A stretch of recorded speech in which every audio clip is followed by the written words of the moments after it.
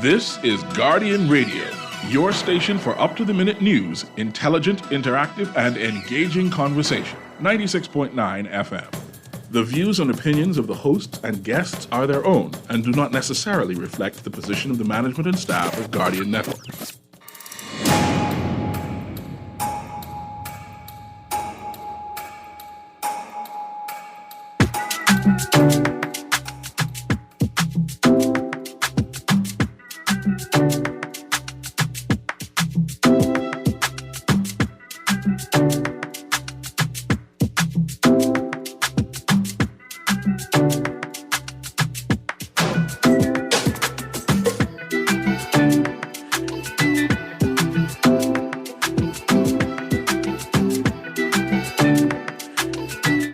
Good yawning this morning. Welcome back to Guardian Radio 96.9 FM. It is Friday, the 2nd of February, and you are on the clock with Erin Greene. It's a Sports Friday with Eric Sawyer III. We're waiting for his arrival to studio. There's lots to talk about today. I want to start the show by saying thank you to the Sand Dollar Adoption Unit for their sponsorship.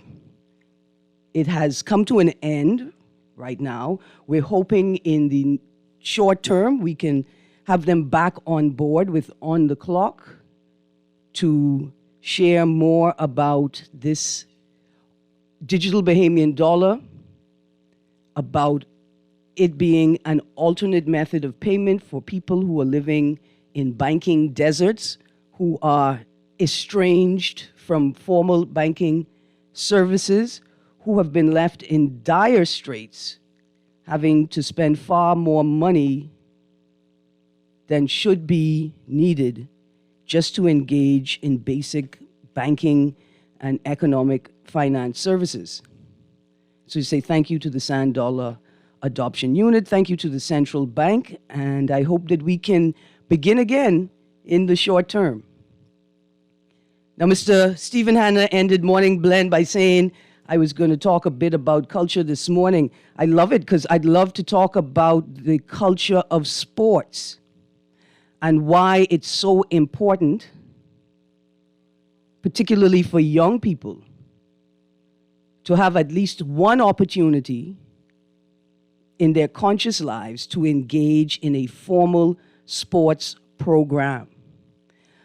What that type of engagement enables young people to do is so very, very important. In fact, sports are important outside of the realm of competition, of international competition, and of professional competition. Sports, in and of itself, has value. And so I have no problem. In fact, that's what I want to talk about today. The first story on deck is from the 31st of January. According to reports, BAISS canceled. We touched on this earlier in the week, but there's a follow-up story I want to touch on as well. But according to sources, one of the oldest local track and field meets on the schedule, and arguably the one with the most hype, is canceled for this year, marking just the second time in its 38-year history that it has been called off. On the same day that its basketball playoffs tipped off, it was reported that the Bahamas Association of Independent Secondary Schools Track and Field Championships is on the shelf for 2024. The only other time it was canceled was in 2021 due to the threat of COVID-19 pandemic. The competitiveness of the meet has reached new heights in recent years, with the Comets from QC and the SAC Big Red Machine engaged in thrilling end-to-end battles. SAC is the three-time defending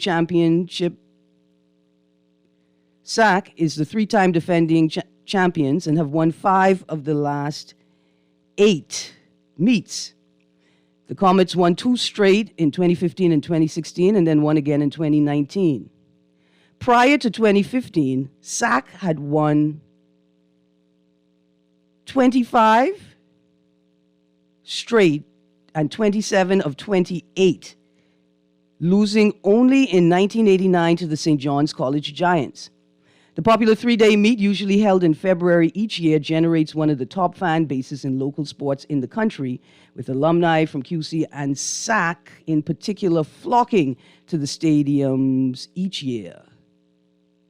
According to reports, the meet has been canceled primarily because of its proximity to the Carifta trials, set for March 15th through 17th at the original Thomas A. Robinson Track and Field Stadium. The BAISS meet was moved from its original date of February 14th and 16th to March 6th and 8th. And the main issue with that is that the March 6th through 8th period is just 1 week before Carifta trials, which is set in stone. Sports are important, not just for the athletes who attempt to be professional athletes, start a sporting career. It's also important for the individual and for the school community. These types of activities and engagements, most importantly, help to instill discipline and help young people to understand what discipline is. I see I have a caller on the line. Good morning, caller. Good morning. And boy, listen, I can miss being able to talk to Sockers and say, hey, guess what? 5 of the last 8 means you didn't win the last 8. Yeah, and win 8 straight. Yeah, good. I'm glad. There are 2 types of people in the world, Aaron. Yes, sir. Those that went to sock and those that glad they never did. Now, Mr. Sawyer, this is one of my most favorite rivalries in the country, and I love the rivalry because to be able to compete at this level, you've got to have discipline, both individual discipline, and you have to understand collective discipline and team discipline is very important. The role you play as an individual in maintaining the integrity of the unit that you are a part of. And this is what sports imparts on young people, right? It does. It really does. And so for those young athletes who want to compete but don't want necessarily compete at the national level or on the international stage, but want a decent record for their transcript, right? For their application to universities, we've taken away that opportunity for them. Well, it's sad, but maybe those that were not scheduled to run in the Carifta trial should represent their school for BAISS and keep the trend going, Maybe that's the option going forward. Possibly. There's another follow-up story in yesterday's Guardian. BAISS, BAAA's trying to bridge the gap, and essentially they are hoping that they could revisit the decision. But I encourage people who are interested in this to read both articles. According to reports, BAISS canceled and BAISS, BAAA's trying to bridge the gap.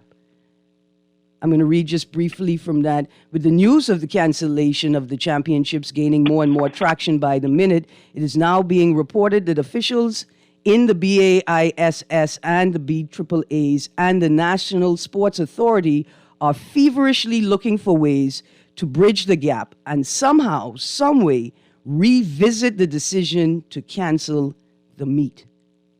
BAISS officials remain tight-lipped on any decision to cancel yesterday, but BAAA's President Remiko Archer said it is their hope that some resolution will be reached in short order. And so the article details the conversation, what happened. The GSSSA, Government Secondary Schools Sports Association, and the BAISS, they alternate first choice of dates, right? They alternate first choice of dates. And so the article goes through the timeline of decision-making and what happens. So we say to all of the agencies involved, BAISS, BAAA's, and the NSA, that we hope that you guys can manage this, because the BAISS Track and Field Championships also is valuable to the schools generally, to the community of students generally, to the community generally because it's a space in which we as athletes and spectators practice discipline. It's a space where we understand the rules. And I think it's vitally important because in sports, we don't change the rules for your feelings. No, Well, when you fight, you fight. Right? And, anything after fight is last. That's it. If it's a foul, it's a foul. Right? Yeah. If it's a DQ, there's a formal procedure to challenge particular rulings. And the sports community demands that everybody participating in it understands the rules and commits to following them and commits to fulfilling whatever penalty is placed upon them for a breach. Correct. Now, this is important to me because this is the space in which young people become adults.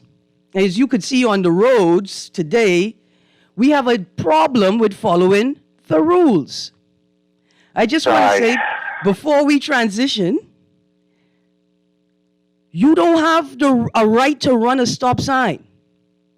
You don't have a right to obstruct traffic. Lord, I got a book on this. You don't have the right to run a stop sign into oncoming traffic and then stop your car, drop it to 5 miles an hour, and then get upset at the people who alert you that you obstructing traffic. You don't have those people that reverse across 2 lanes of traffic to go the opposite way. Yeah. Oh. You just cannot do it in a society. Use the outside lane to go around to the third exit on a roundabout. Yeah. What are you doing? Anyways, What sports imparts to young people is that discipline is required for self and for the collective. Yeah. The rules are paramount, and you play within the rules or you don't play at all. Correct again.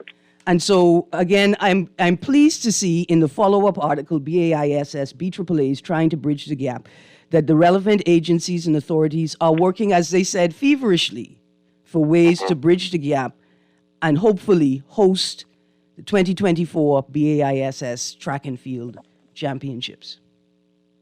And it's important that we instill and impart this discipline in young people as a whole, but in the sporting world as a whole, because as the opportunities to participate multiply, we have to show, particularly international participation, we have to show that we understand what it means to be a part of a sporting initiative, to be a part of an entity that seeks to succeed, expand, and grow. So let's move on. Oh, I can't move on yet. I got a text. Say, great show as usual. SAC is in the history books for having the world's oldest 12th grade athletes in school history. Listen, if they, within the rules, if that oldest 12th grader is still getting his diploma, then it's okay.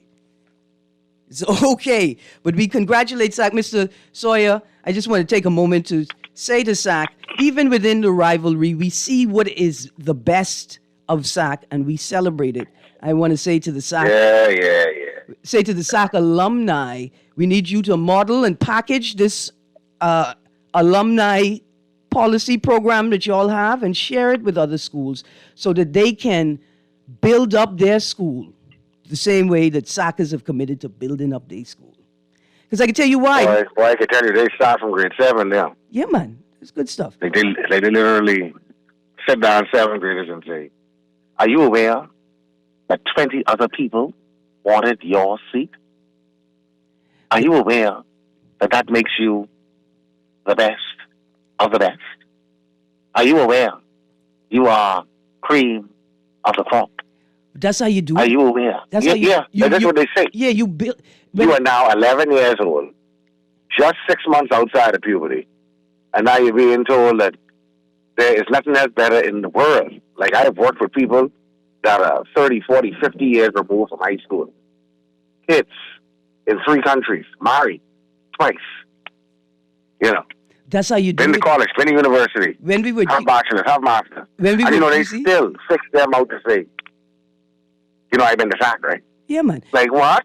when we were at QC, Mr. Roberts, the headmaster, Yeah. his daily thing, he would call ladies and gentlemen because he wanted to create the vision in your Right. mind of what you could be, what you are already if you realize Exactly. it. Young ladies and young kids. He never said little girl and little boy. He was always Yeah. young man. Young man, what are you doing, young man? Yeah. Let's go on to the next story. NFL flag Bahamas sending 3 teams to Pro Bowl. The sport of flag football is taking off in the Bahamas, literally. A total of 3 local teams departed for Orlando, Florida yesterday afternoon, so that was the 31st, preparing to take part in the NFL Flag Football Championships during the National Football League's NFL Pro Bowl weekend. That means we gonna have... I watched the talent and skills competition last night. Yeah. The quarterbacks, they had a throwing competition. The steppers had hike the ball. You had to hike it in between these little holes in a wall. You know, and the smaller the hole, the more the point. Precision. Yeah, man. And the wide receivers, they had to try to catch as many balls as they can. They started off with 2 balls in their hand already, and you had to do various moves and routes to catch a ball, slant patterns. Yeah, Sluggo you patterns. understand them. Yeah.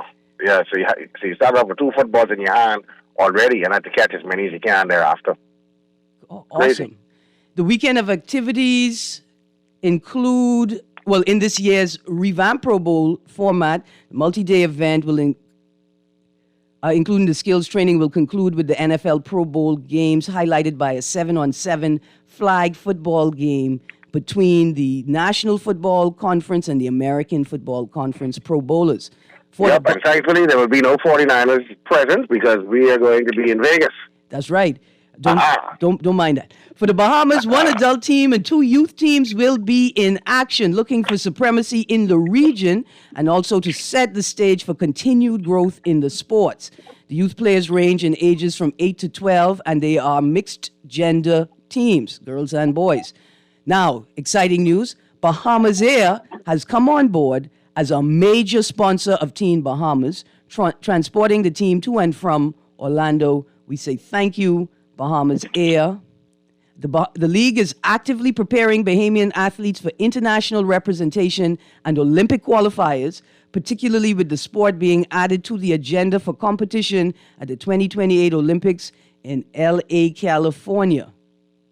Beginning this year, the practice squads of all 32 NFL teams will expand to 17 players, making room for at least one of those players to be a foreign-born player.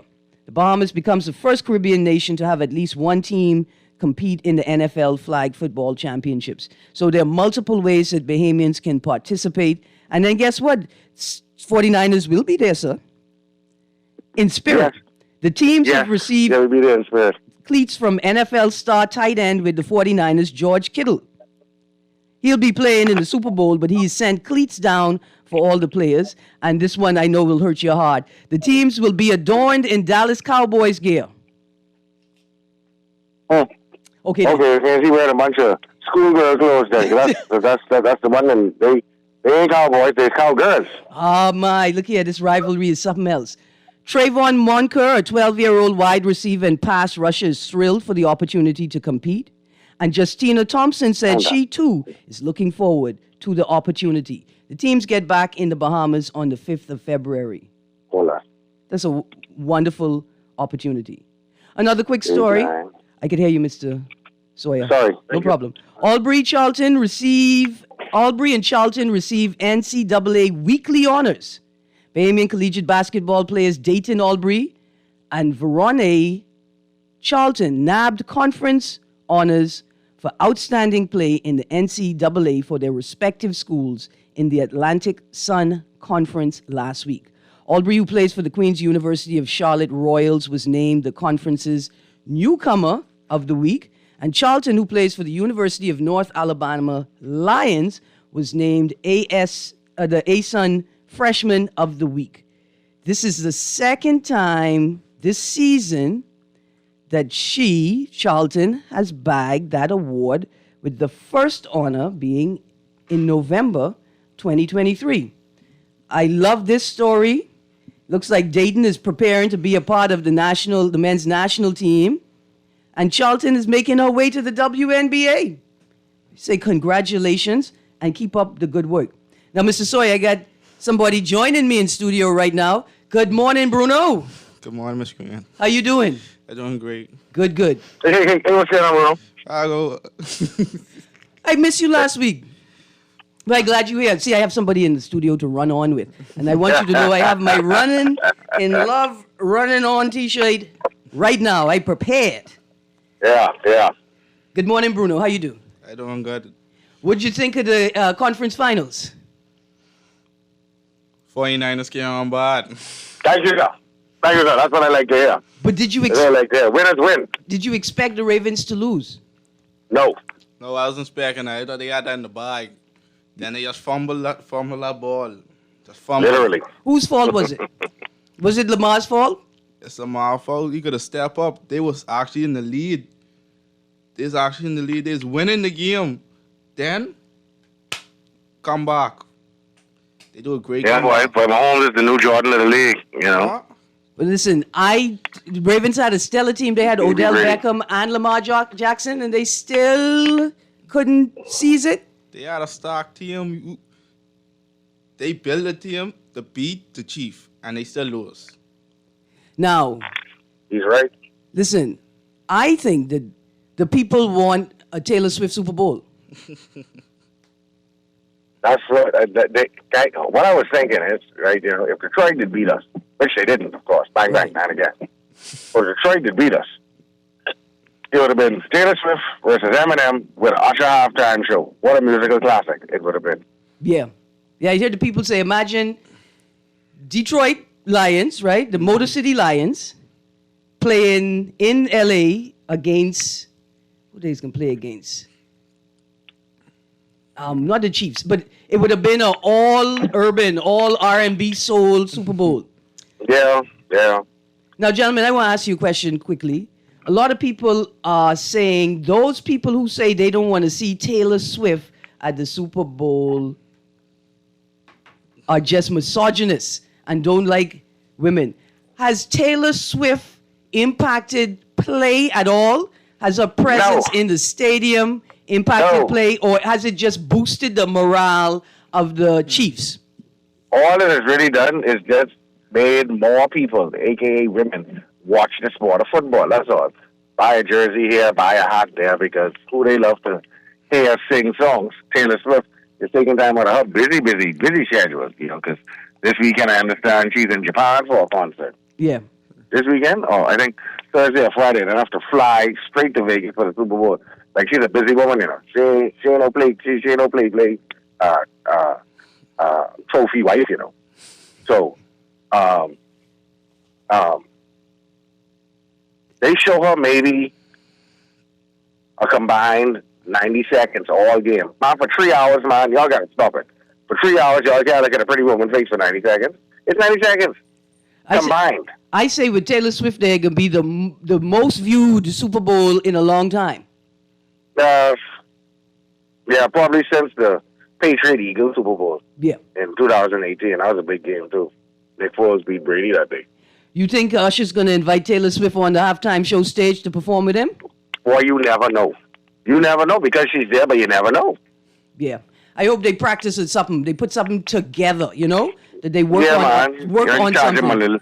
Then charge him a little $500,000 for 2 minutes of her voice and her talk time. We're gonna No problem. look here. We're gonna get back to NBA talk, NFL talk in a second. I want to highlight just a couple more local stories because these young people are worth highlighting. And then there's lots in the papers in today's stories. So let's look at the boxers.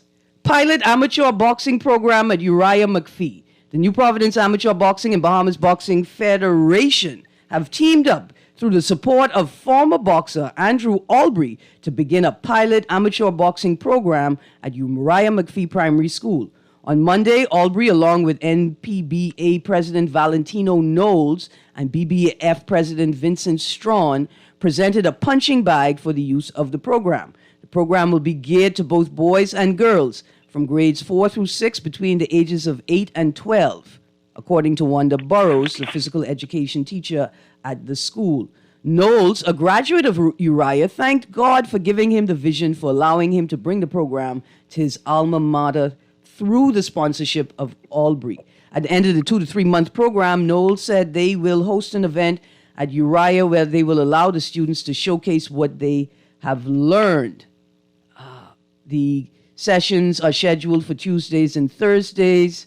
Assisting Knowles will be Andy Ford, the superintendent for facilities at the National Boxing Center, and coaches Kishno Major and Jamal Nabi, Godfrey Strawn, Verdant Scott, Tyrone Humes, and Jonathan Hernandez. We say thank you for supporting that program. And for people who wish to make a contribution of water or refreshments of any sort, can contact Knowles at npba242@gmail.com or 4564371. So, please say those numbers again. Please say that contact again. This is a major program. It's gonna help with the untold, unspoken anger and frustration surrounding the area. Mm-hmm. If you can get them young and get them to hone those God-given abilities, and and to channel that anger in a positive manner.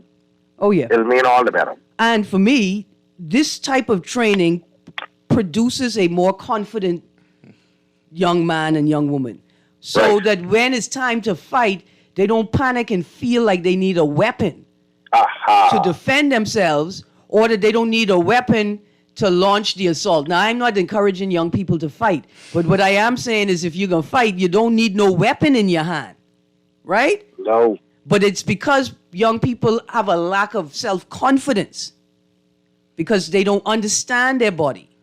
They don't know how to defend themselves properly, that they just grab a weapon every time. We can't stop kids from fighting, but we can impart into them, instill in them some skills, some discipline, some critical thinking skills. That means that conflict is resolved without extreme violence.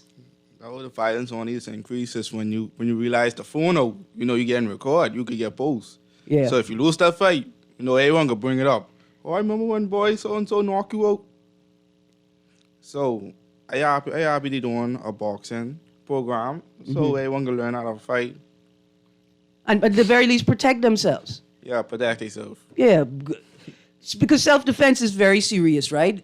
But you can learn skills where you could defend yourself without throwing a blow, simply by understanding how momentum works and using the momentum of the attacker to throw them away from you.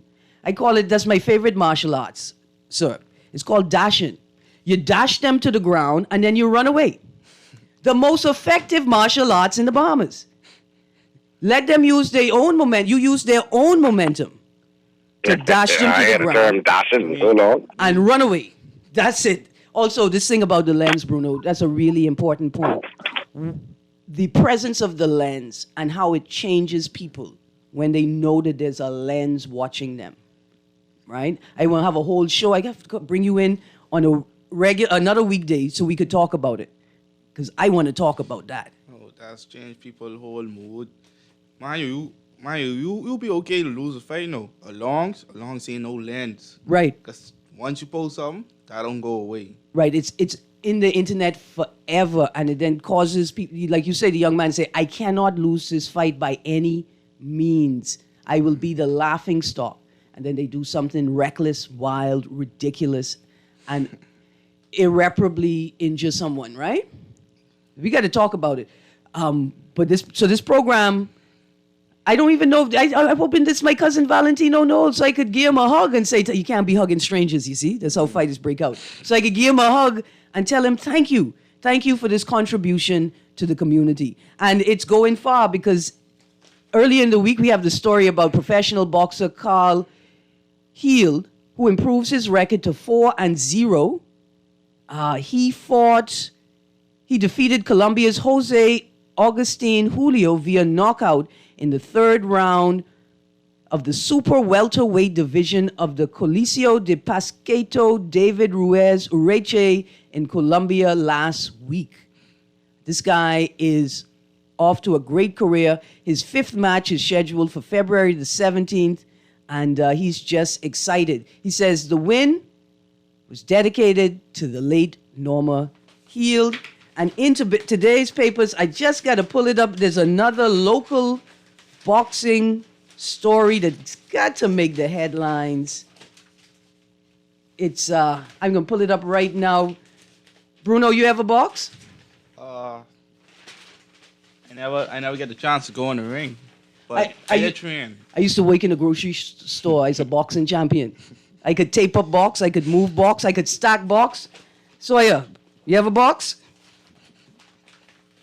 I think so. Yeah, I played in numbers before. We are all boxing experts.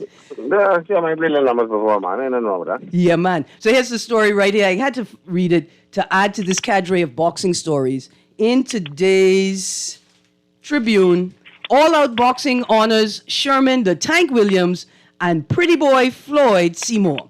All Out Boxing, headed by Grand Bahama Boxing Association President Jermaine Gibson, held a successful weekend of amateur boxing and gala awards presentations for Sherman the Tank Williams and Pretty Boy Floyd Seymour. The 2 nights of the Sherman Williams and Floyd Seymour National Pride Championships for the amateur boxers took place on Thursday and Friday at the Jack Hayward Auditorium, and the banquet took place on Saturday at the Church of Ascension Parish Hall. Both Williams and Seymour expressed their gratitude to Gibson and All Out Boxing and the Grand Bahama Boxing Association for putting on the amateur show in their honor and for recognizing them in their induction into the Grand Bahama Boxing Hall of Fame on Saturday. Also on hand was Fred Stirrup, chairman of the Bahamas Boxing Commission. And so, again, the Bahamas is just all-out sports. And we could see it's not just a fly-by-night thing. The legacy of Elijah Obed lives on in the Bahamas. It does. You know, we just had a very serious conversation about that 2 weeks ago. Yes, absolutely. And Thriller Minute, Pratt, we say thank you for stopping in studio with us. Okay, a couple more local stories, and then we're going to go to a break, producer. This one is from the Nassau Tribune. Junior sailing champions. Junior sailors took to the waters of Montague Bay by storm over the weekend at the 2024 Deltec Youth Regatta to be crowned victors. The competitors earned their bragging rights in the Optimists, the Ilka and Sunfish classes at the first youth regatta of the year. The event was organized and hosted by the Bahamas National Sailing School and Nassau Yacht Club in cooperation with the Bahamas Sailing Association. Joshua Weech, multiple-time Optimist Nationals title holder, won the tiebreaker against Norman Cartwright Jr. to be crowned the champion of the Ilka 6 class. Eliza Denning prevailed over her fellow sailors in the Ilka 4 class. Former Optimist National Champion Finley McKinney Lambert demonstrated his prowess in the Optimist Advanced Racing Fleet. He totaled 9 points, tied with Patrick Tomlinson, who won the Bahamas Optimist National Open Championship for 2 years straight. But he won the tiebreaker. So that's Finley McKinney Lambert won the tiebreaker. The Bahamas Optimist National Open champion. Joel Pornor excelled on the waters in the Optimist Greene fleet. The Sunfish class saw Delano Davis take home the championship hardware with 7 points. We want to thank all of the agencies involved for continuing to organize these events and ensure that young people can participate in the national sport. It's wonderful. A quick little highlight, rising under 12 tennis stars compete in the first IC Bahamas Junior Series for the year. Players in the under 12 division competed for the year in the first event for the year at the Nassau Tennis Center. Players represented from Grand Bahama, Abaco, and New Providence. On the boys' side, Deshaun Gardner Jr., who hails from Abaco, came out on top and captured his first under 12 title in a very strong performance over Aiden Musoli. Both boys were undefeated in the run to the finals. In the girls' division, both Marina Boswick and Grand Bahama native Danielle Saunders played great in what would be the last match of the tournament. Boswick was victorious over Saunders in a very exciting matchup. And a note from the Bahamas Lawn Tennis Association. I think you can find this story highlighted in today's Tribune as well. BLTA wishes players success on their collegiate journey. Representing the Bahamas, Dante Ambrista, Jacoby Bain, Kofi Bowe, Michael Major Jr., Anthony Burrows, Peyton Anderson, Shaitonia Missick, Sydney Clark, Ilana Mackey, Genesis Missick, Kaylee Kanuka, and other women who are also participating. We say congratulations, congratulations. And those are our local stories for the day. Producer, take us to a break. When we get back from the break, Kai Jones in the news, DeAndre Ayton in the news, Eric Gordon in the news. And we heard from some of our NCAA players getting ready, training to be a part of the national teams. We're going to talk NFL and NBA when we get back from the break. Yes, sir. Yes, sir. Let's talk Niners, Erin. Talk about those Niners. Oh, I got plenty to say about those Niners, sir. Oh, yeah. Bang, bang. Niner gang, son. Absolutely. We're going to a break. Please stay tuned to Guardian Radio 96.9 FM. We'll be right back.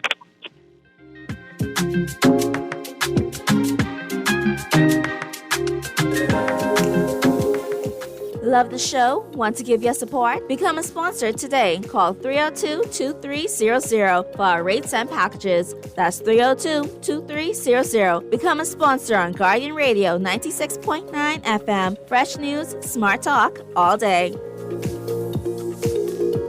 Always on the go? Missed the show? You can now listen to Guardian Radio talk shows anytime, anywhere on Spotify and YouTube by searching Guardian Radio 96.9 FM or by entering the name of your favorite show. You can also listen by logging on to GuardianTalkRadio.com and clicking on the podcast tab. Guardian Radio, continuing to provide you with fresh news and smart talk anywhere, anytime, all day. This is Guardian Radio 96.9 FM. Fresh news, smart talk, all day.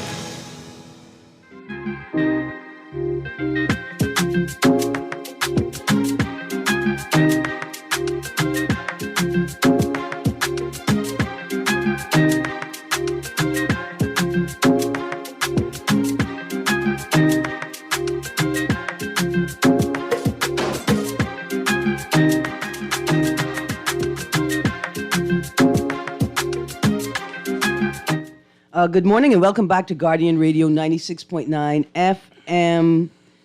You are on the clock with Erin Greene. Joining me in studio is Bruno, our sportscasting co-host, and Eric Sawyer III is on the phone. Mr. Sawyer. Hey. Hey. So headline in today's Guardian, Kai returns to lead Team Bahamas.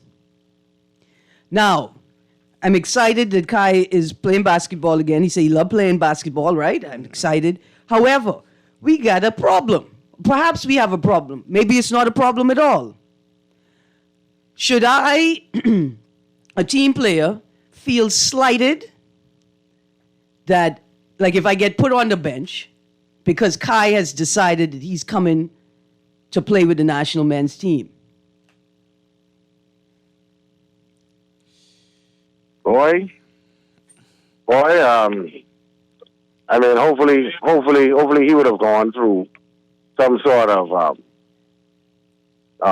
professional intervention first and foremost, and you know, it's from a well-placed authority. Mm-hmm. Definitely.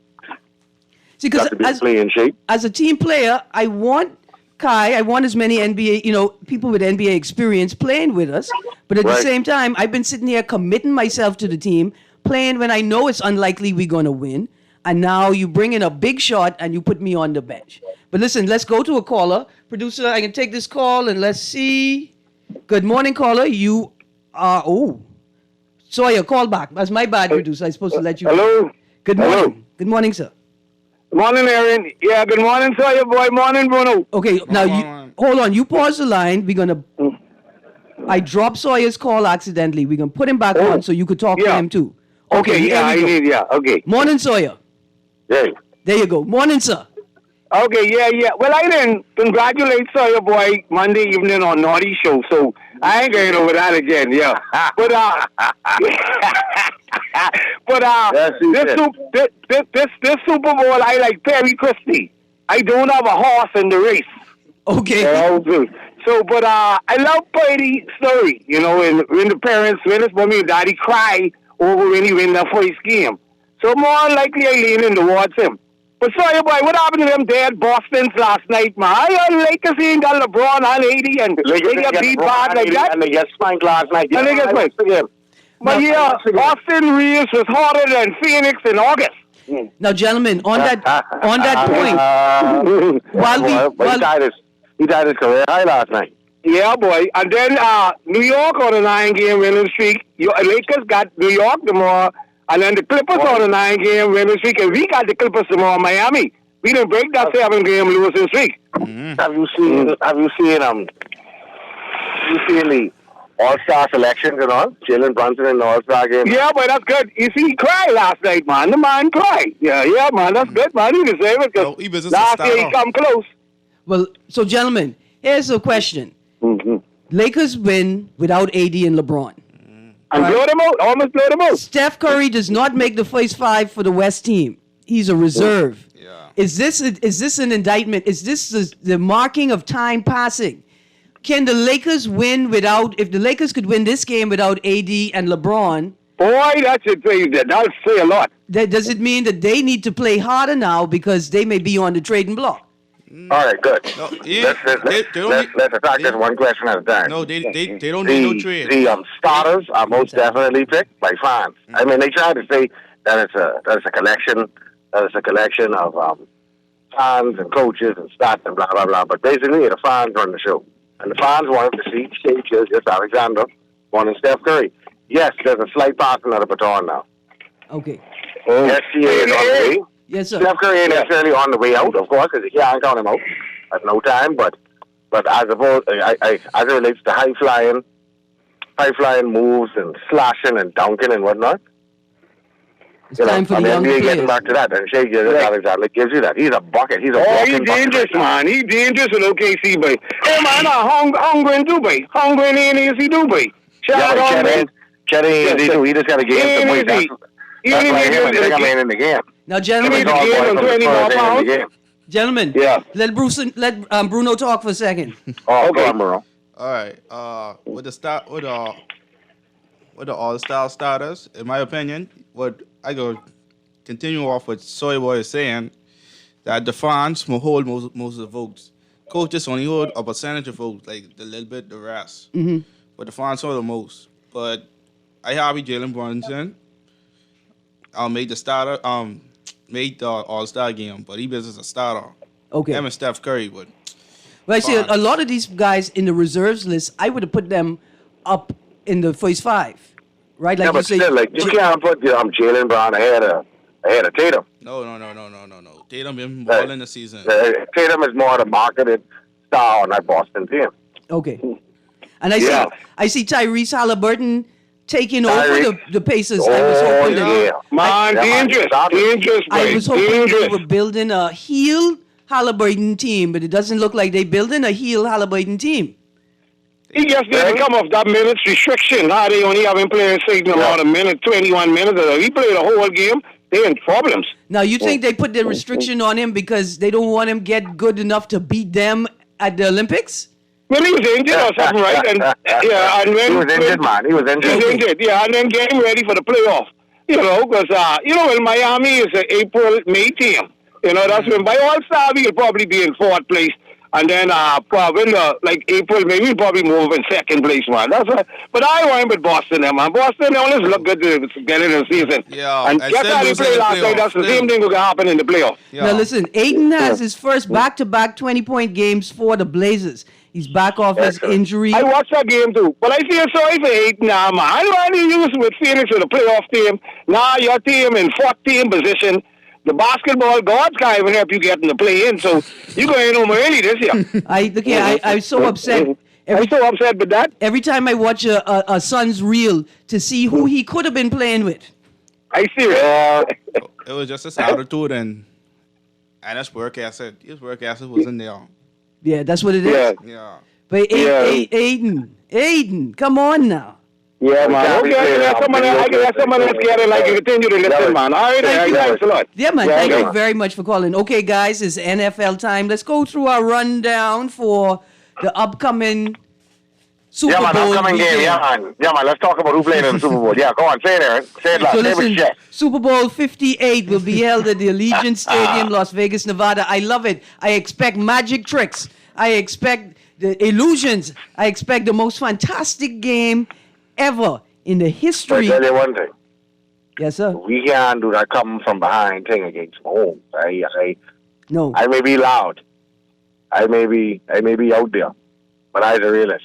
You can't say you can come back from 10, 12, 17 points down against Mahomes. That just don't happen. He can play keep away with the ball the rest of the game. Don't think that because he could come back from a 17-point deficit that you could do it. Right. Not that we aren't capable of it. It is super difficult to do against a man called Patrick Mahomes.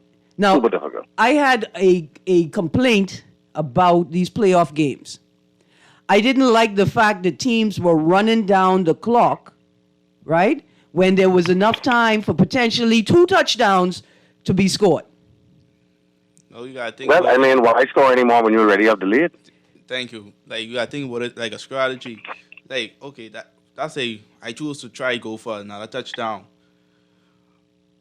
It might cost me. It might cost my team. It might hurt my team more than help my team to do that. Because the next opposed team might end up catching the ball. Right. They have the opportunity for an interception and to score a touchdown. Yeah. But you don't think NFL players are getting paid far too much money to not play the clock straight They down? are paid that money to win. And if we are already in the lead with 2 minutes left, Thank and I up by 1 point, and you out of timeouts, I could take 3 knees, and we out of here. Game over. For me, that was the most disappointing part, to see the opposing team in the deficit, knowing that if they could get the ball, they could tie or win. Yeah, no, you're not going to get the ball back because you don't have enough time left in the game or timeouts to stop me from running down the clock to end the game. Mr. Sawyer, tell me, what do the Chiefs have to do to win the Super Bowl? And you, Bruno, as well. And what do the 49ers have to do to Well, win the the Chiefs Super have to Bowl? pray. Right, they have to pray. They have to pray they could win the Super Bowl because we had this from Mahomes 4 years ago. Mm-hmm. You know, like was said by Nicholas John Bosa yesterday, when asked about that Chiefs offensive line, he said they like to hold. If you look at that play in the Super Bowl where Mahomes threw the ball to Hill, see 40, 50 yards down the field, he doesn't get that open unless they clothesline Bosa.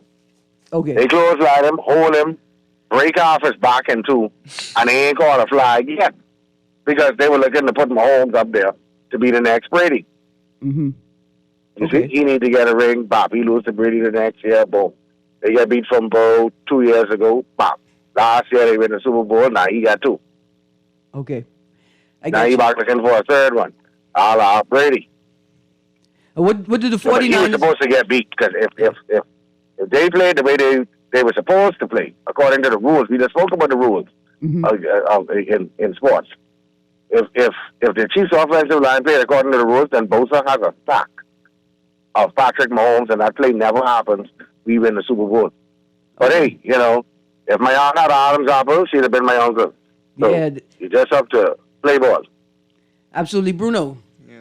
49ers or Chiefs? You say you're going with the 49ers? How do they beat the Chiefs? Me, I going with the 49ers. They had a good run. They had a great run. But I gotta go with the Chief. The Chief. Okay.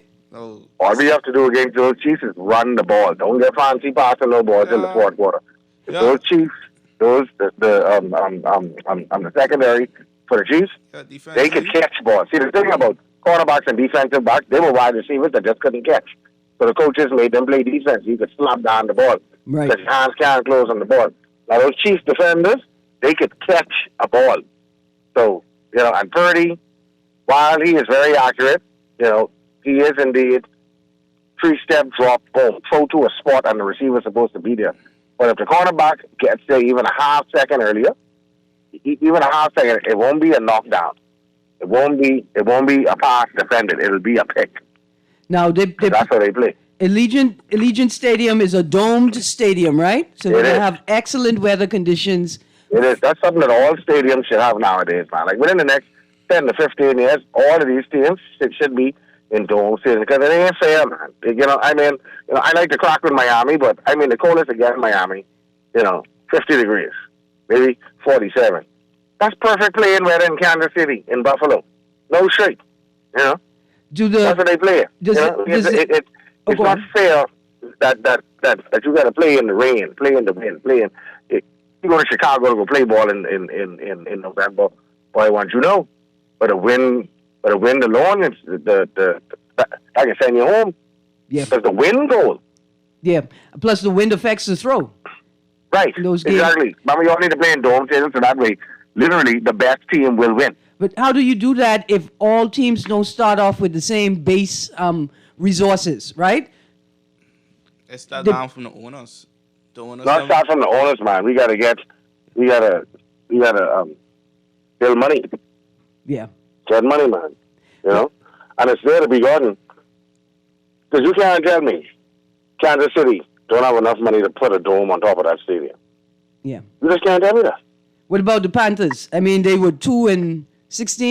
No, they were 2-15. The Panthers also play outside, and the Packers play outside. The Vikings play outside. And these are cold places to play. It isn't like Tampa Bay or Miami. And even then, in the wind and the rain, it just gets sloppy. Yeah. And that ain't fair against teams that just want to come in, play a clean game, and, of course, beat the Chargers. Well, it means that those teams have to practice in all conditions, right? Right. But it's hard to simulate natural torrential rain. It's hard to simulate that. Absolutely. Gentlemen, we are all out of time. I got one last text here. It says, please don't ever forget local legend, the late great, rest in peace, Ray Minus Jr. Of course not. Yeah, boy. We ain't gonna never forget him. Not at all. Not at all. I even, I did some boxing and martial arts training in Ray Minus Jr. gym. Oh, yeah? Yeah, man. I could do a mosquito right in. I could take on a crowd of mosquitoes without a weapon, sir. Oh, by the way, let me just say good morning to Antoine and Marcy this morning. Okay. I can't remember her first name right now, but she listens to you, and she said let them know she's out of the class of stock class of 1982. Yes, Don't ma'am. talk about her big red machine. Once you know, Sawyer. Once you know. Listen, we're going to close out the show today. I want to say thank you, Mr. Sawyer, for joining us. Thank you, Bruno, for joining us again. I missed you last week. I prepared. You said I got on my running on. I'm a running on champion. Oh, Lord. I love it. So you guys, this is Running in Love 2 is coming up February 10th, but also 242 Day, 3 weeks. That's the 24th of February. We're getting ready to celebrate us. You guys have a wonderful day. Tune into the All-Star game. Let's give our Bahamians some encouragement, even though they ain't make it. We give them some encouragement and their team some encouragement. And let's also give Kai some encouragement. We're glad you're back. Yeah, man. We're glad you're leading the team. Play some competitive ball again, man. Yeah, man. We're glad you're back. Anyway, you guys have a great day. Guardian Radio AM with C.A. Nuri is up next.